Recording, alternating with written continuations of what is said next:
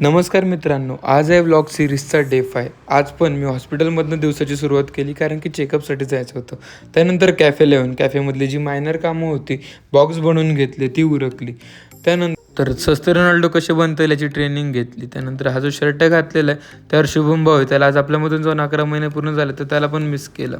Cafe दोस्तीमध्ये good food आणि best quality यावरच focus असतो, म्हणून या ठिकाणी कस्टमरसुद्धा रिव्ह्यू देऊन गेले. आणि आज बहिणीचा बड्डेसुद्धा होता, तर तिला डेकोर करून सरप्राईज द्यायचं आम्ही डिसाईड केलं होतं.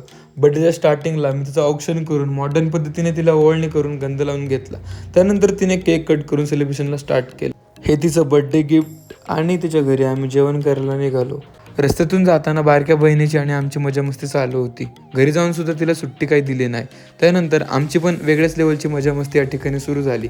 तर आजचा पूर्ण दिवस हा असा गेलेला आहे. मग कॅफे क्लोज केला. आजचा व्लॉग आवडला असेल तर नक्की लाईक, शेअर आणि कमेंट करा. धन्यवाद.